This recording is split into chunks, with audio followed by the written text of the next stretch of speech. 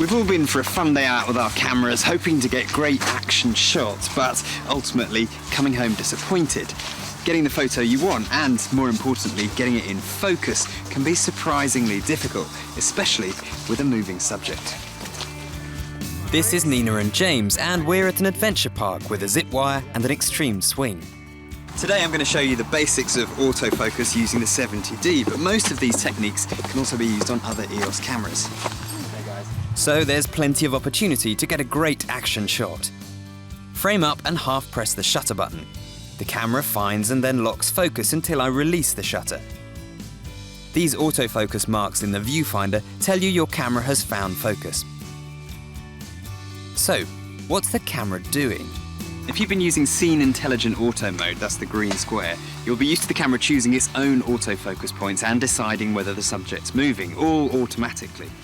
For this next moment of James and Nina on the swing, I'm going to shoot a series of photos, and I'll need the camera to track focus between shots. So for more control over focus, I want to be in one of the creative modes like program or TV. I'll also need to move from one shot to AI servo, as this tells the camera my subject is constantly moving. I want Nina and James to be in a specific part of my frame, so I'll switch to Zone AF and select an area that covers them with fewer AF points for the camera to choose from. This will help ensure that Nina and James are in focus and prevents the camera from being distracted by other elements in the frame. I could even track them with a single point, but that takes more skill, so it's better for portraits and stationary subjects.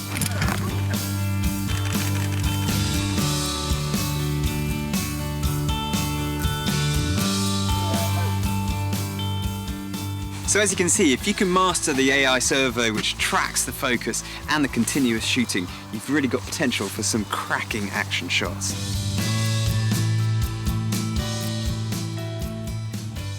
There's a huge amount you can do to optimize the AF settings within the custom function menu.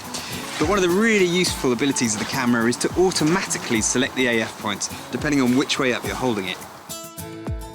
So I set this custom function to different AF points, and then select these points when I'm holding the camera in landscape, and these when I'm holding the camera in portrait. Now I'm going to shoot a range of shots of both of them on the zip wire, flipping the camera between portrait and landscape, and all I need to think about is catching the moment.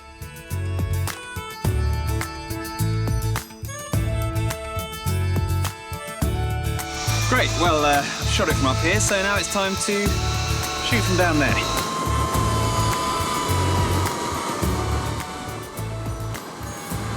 I want to photograph Nina and James as they come in to land, but they're going to be moving really quickly, so I need the camera to pick them up when they enter shot and then track the focus all the way through it.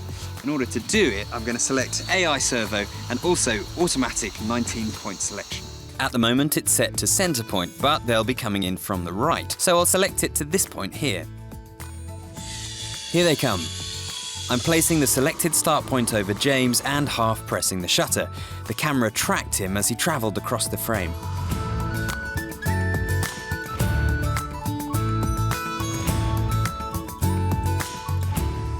So this time around we're going down the zip wire, but I'm going to be videoing and not taking photographs. In video mode, I can make use of the face tracking function, which finds and tracks any face in the frame and allows me to smoothly pull focus between subjects. This time around I've changed the angle, but it's going to be a real challenge for the AI servo because Nina and James are literally coming straight at me.